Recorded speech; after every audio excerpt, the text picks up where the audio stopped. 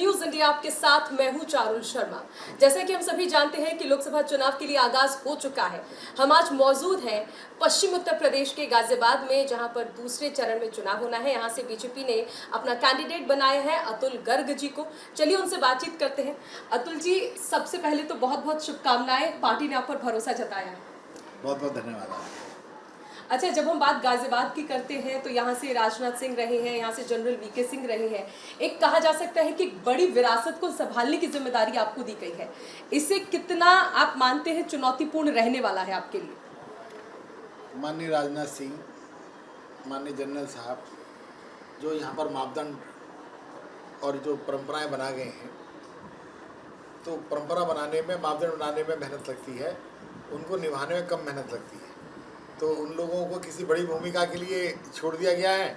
हमें तो उन भूमिकाओं को ठीक जो वो कर गए हैं उसको संभाल के रखना है। अच्छा, अगर हम बात कर लें गाजियाबाद की, क्योंकि आप यहाँ से 2 बार से विधायक भी रहे हैं, तो जब आप विधायक होते हैं तो आप एक विधानसभा संभालते हैं, और जब आप सांसद बन जाते हैं तो पूरी लोकसभा। यहाँ पर 5 विधानसभाएं हैं। अब विधानसभा से उठकर लोकसभा चुनाव में अगर हम देखें तो पूरी लोकसभा को संभालना आप कितनी बड़ी जिम्मेदारी मानते हैं, और क्या उसमें को मानते हैं कि कुछ चुनौतियाँ भी आपके सामने रहेंगी? देखिए, कोई खास बात भारतीय जनता पार्टी के लिए नहीं है, क्योंकि भारतीय जनता पार्टी में समर्पित कार्यकर्ताओं का एक बहुत लंबा, बहुत बड़ी वैभव है। समर्पित कार्यकर्ताओं का हर गली गली में कार्यकर्ता है। हर कार्यकर्ता अपने आप को मोदी जी की जगह, नड्डा जी की जगह, योगी जी की तरह अपने आप को बैठ करके काम करता है, समस्याओं को सुलझाता है। हमें तो, हमारी भूमिका तो इतनी रहती है कि सब चीज़ों को ले जा करके एक बड़े प्लेटफॉर्म पर या उपयुक्त प्लेटफॉर्म पर हम लोग रख देते हैं। तो यहाँ पर क्योंकि इतने लोग हैं जो अपने लिए पार्टी के लिए जीते हैं, तो ऐसी पार्टी के अंदर किसी भी बड़े से बड़े काम को करना बहुत साधारण है, बहुत आसान है।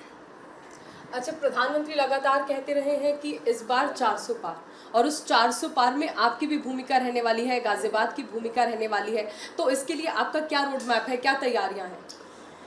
पूरे 5 साल पार्टी ने बूथ स्तर तक पार्टी का स्ट्रक्चर खड़ा किया है। विकास कार्यों की झड़ी लग गई है। गाजियाबाद क्या, पूरा भारत बदल गया है। 16 लेन की सड़कें आ गई हैं, रैपिड रोड हो गए हैं, अस्पतालों की स्थिति बढ़िया हो गई है। गाजियाबाद के अंदर एयरपोर्ट जैसा रेलवे स्टेशन बनने जा रहा है। बहुत बड़ा स्टेडियम बहुत दिनों में बहुत जल्दी शुरू हो जाएगा यहाँ पर। तो दिल्ली, आज भी मैं सवेरे दिल्ली गया था, माननीय हमारे महानगर अध्यक्ष जी मेरे साथ थे। हम लोग चर्चा कर रहे थे कि घर से लेकर के जहाँ मैं जाना था वहाँ तक की दूरी 35 मिनट में हमने तय की। सपने में कोई सोच सकता है 35 मिनट्स। तो इसके अंदर जो भी काम हो रहे हैं, जो भी चीज़ें हो रही हैं, वो सब राष्ट्रीय स्तर पर प्रोग्राम बनते हैं, और हम लोगों को अगर कहीं कोई कमी हो जाती है तो उसका ध्यान रखना होता है और उसकी प्रोग्रेस पर नज़र रखनी होती है। अच्छा, अगर हम गाजियाबाद के लिए कहें तो गाजियाबाद के लिए आपका क्या रोड मैप रहने लगा है, या फिर क्या रहने वाला है? क्योंकि जब हम एनसीआर की बात करते हैं तो हम देखते हैं कि गुड़गांव का बहुत ज़्यादा विकास हुआ है, आप भी उसकी चर्चा कर रहे थे।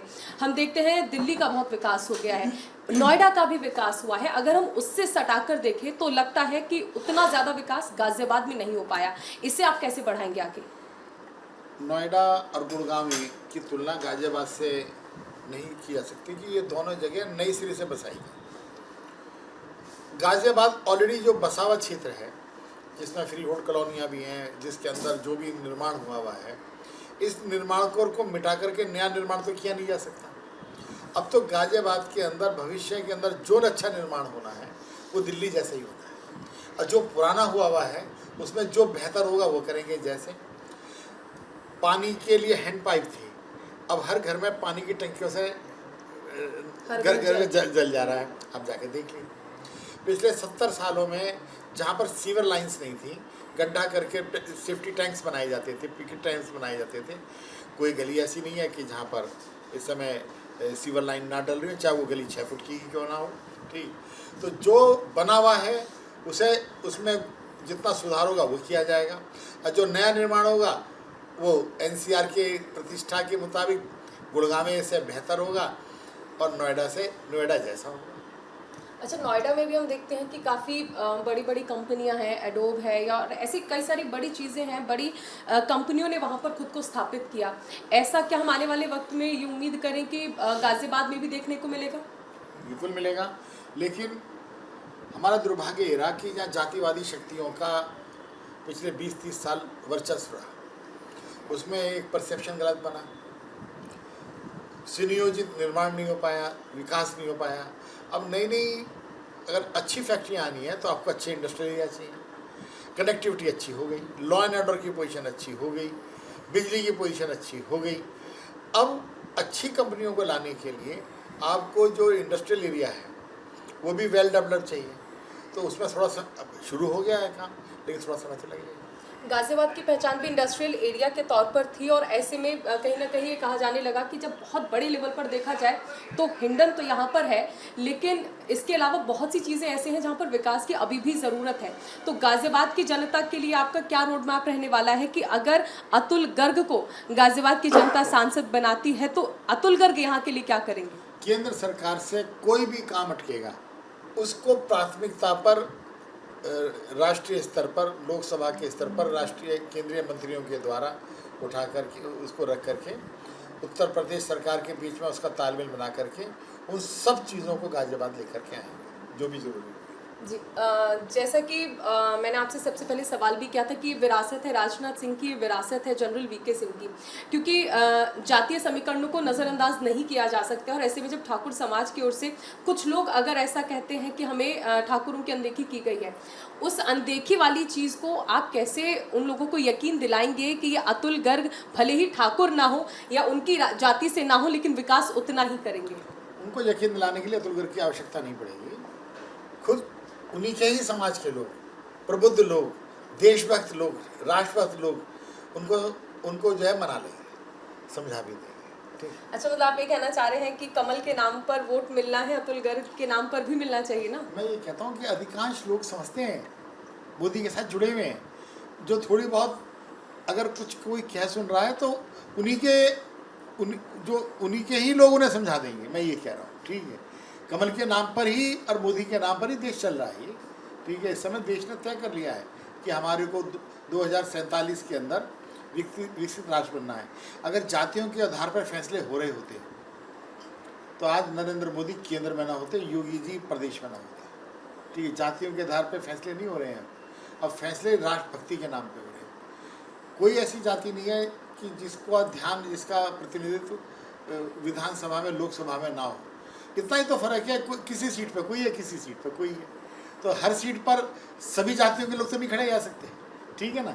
तो जो लोग इस तरह की बात करते हैं तो ऐसा नहीं है कि वो देशभक्त नहीं है, 2 दिन में नहीं 4 दिन में समझ जाएंगे, चिंता नहीं। गठबंधन की प्रत्याशी को आप चुनौती मानती हैं, क्योंकि वर्चस्व उनका भी अच्छा है, एक महिला के तौर पर भी अगर हम देखें तो लोग कहते हैं कि उन्होंने काम किया है, अपनी बेटी है, अपनी बहू है, ऐसे में सामने जब बेटे हों, अपने बेटे हों, तो क्या लगता है कि कुछ चुनौतियां हैं डॉली जी से? देखिए, ये ये पता है कि सब ब्राह्मण परिवार की हैं और अपने घर की बेटी है, और ये मेरी जानकारी में नहीं है कि वो क्या कर पाई हैं। ये इसमें 1 लाख 1.25 लाख वोट हमेशा वो लेती है, उसमें भी उनका वोट ज़्यादा है कि जिन्होंने ये तय कर रखा है कि बीजेपी को वोट नहीं देना है, ठीक है। उनमें से अधिकांश लोगों का वोट भी उन्हीं का ही है। अच्छा होना एक अलग बात है, अच्छी पार्टी का होना एक अलग बात है। तो अगर किसी को चुनाव लड़ने की इच्छा रहती है कि भाई, तो वो इच्छा तो पूर्ति करने का अधिकार उनका है, कर रही है, हमारी शुभकामनाएं। अच्छा, आपने इसमें एक बात अहम बोली, आपने कहा कि वो कुछ 1 लाख वोट जो ये सोचते हैं कि बीजेपी को वोट नहीं देना है, उन्हें अतुल जी कैसे ये यकीन दिलाएंगे कि बीजेपी है वो पार्टी जहां पर उनका वोट आना चाहिए? देखिए, पहले ये जो वोट था वो बड़ी मात्रा में था, हर रोज़ उसकी संख्या बदलती जा रही है। तो हमारा तो काम ही ये है कि जो समझ गए हैं उनका स्वागत, और जो नहीं समझा है उनसे अनुरोध, उनसे संवाद, उनसे याचना। एक आखिरी सवाल, गाजियाबाद की जनता को क्या संदेश देंगे?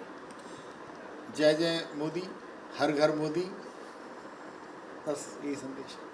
चलिए, शुक्रिया हमसे बात करने के लिए। तो ये थी बीजेपी प्रत्याशी अतुल गर्ग, जिन्होंने खुलकर हर मुद्दे पर बातचीत की। कैमरामैन भूषण के साथ न्यूज़ इंडिया के लिए मैं चारुल शर्मा।